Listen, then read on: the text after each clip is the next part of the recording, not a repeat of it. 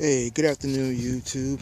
I'm making a quick video here because I'm going to replace these rear shocks on my 1994 Toyota Previa, but I also have some questions too because with these rear shocks, this is like the fourth time that I replaced the shocks on my van here, and I'm wondering, is it something that I'm doing wrong, or I'm just using inferior parts, or something else is going on? You see how my rear shock here is broken? This is like the fourth time. I replaced it on the left twice, and I replaced it on the right twice. Right now, the right one is still holding in there, but the left one recently broke. I'm using Monroe shocks, but for some reason they always seem to break. Now I know the first three times, if I can get in here, the first three times the bolt, or I guess like the stud on my shock here, was bent as if, you know, I hit something or something hit it and then it broke the shock up top. My question was, why is this stud so close to the ground, maybe like 6 inches from the ground? So if you're coming off of curbs or deep driveways or something, this nut always seems to like rub and get broken and breaks the shock. I do see on the newer vans, Sienna, Previa, I guess, those vans are not sold in the U.S. anymore where I'm at, but in other countries the nut here is now on the side, which is a good idea to give you some clearance. But I always wondered why these studs and nuts were so low on these shocks. That's just a bad design. But anyway, I'm going to replace this one today. Should be very simple to replace. There are other videos already out there showing this, but just had a question for you guys out there. You know, maybe you can help me out, whether I'm buying cheap parts or something else is wrong, or whatever, or if you're having the same issues, let me know. Okay guys, I don't have my camera today, so I'm using my cheap cell phone, so please bear with me. Anyway, first thing I did, I just backed the van up on some ramps. I had these cheap Rhino ramps, not expensive. You grab these from any auto parts store. And down here, underneath the van, we can get started here. My spare tire is already out, so you can remove your spare tire to give yourself some room here. And looking at this shock here, obviously it's broken, but down here it's a 14 millimeter, and up top you can't see it, but over here is a 14 millimeter. So let me take these two screws out and then we'll take it from there. Here's a quick peek, guys. Of course, that nut was just spinning with the stud when I tried to get it out, so I had to get some vice grips. With the vice grips, it seems to be working, so I should be able to get it out soon. Okay, the bottom part is out. The new shock comes with new washers and bushing, so you don't have to worry about that. So, alright, the bottom's out. Let's go to the top. Okay guys, now the entire shock is out. Up top, like I said, was only this 14 millimeter screw, two washers, and the bushing itself is inside the shock, so that went pretty straightforward. Only tools we used so far is a 14 millimeter ratcheting ratchet. That's all I used so far. Well, and of course the pliers here, because mine was broken, but if yours is not broken, looks like all you're going to use is a 14 millimeter ratcheting wrench. Let's keep going. Alright guys, here's the shock that I purchased here. Pretty much just bought it from Pep Boys. They had 25% off, so out the door with tax was $27. So it's like $25, $25 and some change after the discount with the tax.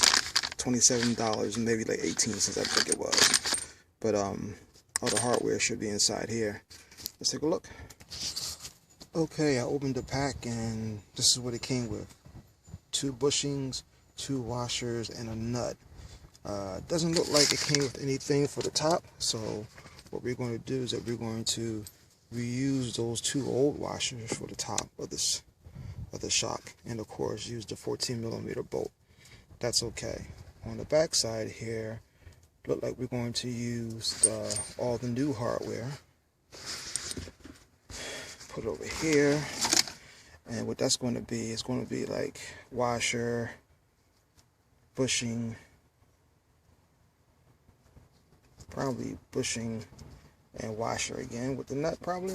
Hold on a second, let me double check down here. This is the old setup.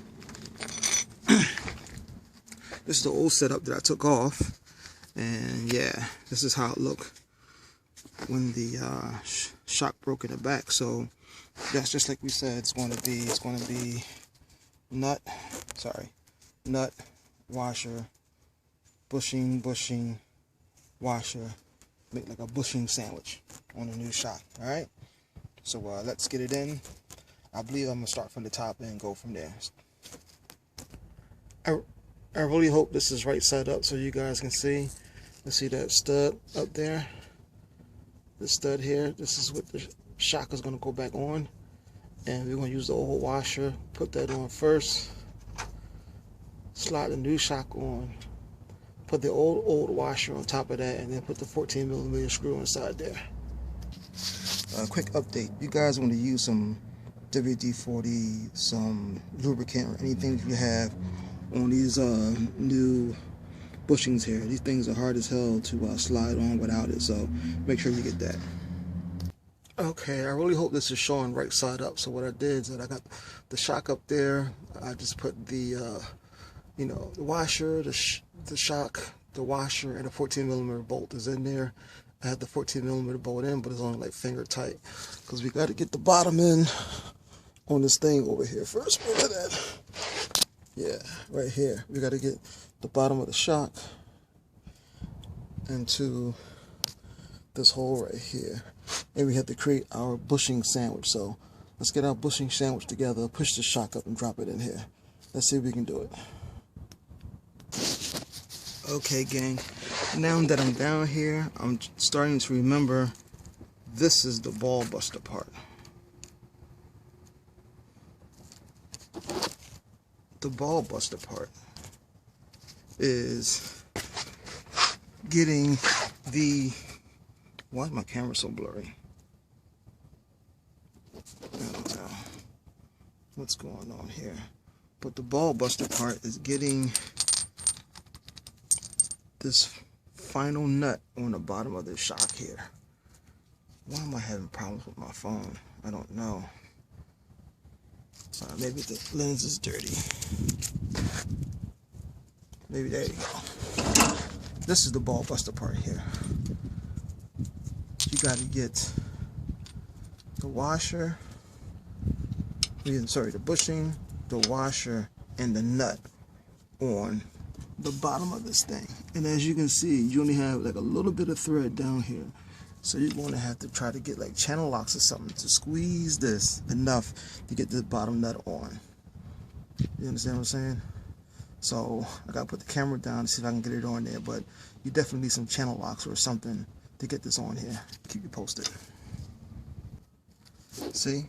Now I have it on there with just enough on the threads to hold the nut so I can put it back on with the 14mm wrench.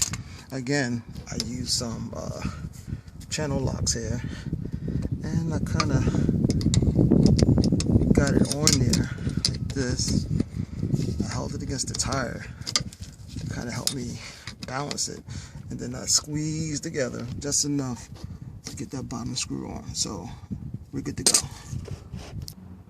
And so just to give you guys a sneak peek here, again, I have the wrenches on here.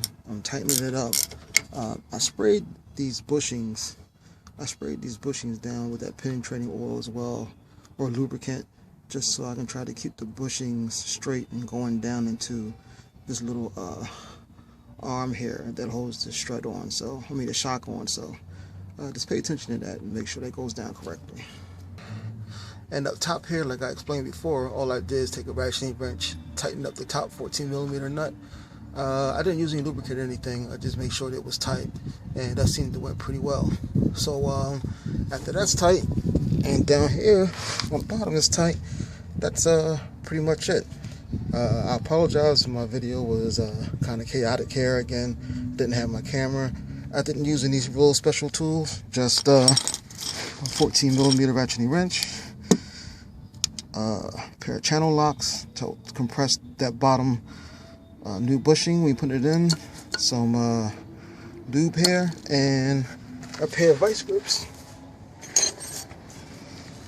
And a pair of vice grips if your strut was broken like mine. So hope this helps you guys out. And again, if you guys have any answer as to why I keep bending or breaking my shocks in the back, let me know. Hope everybody has a good day. God bless. Take care.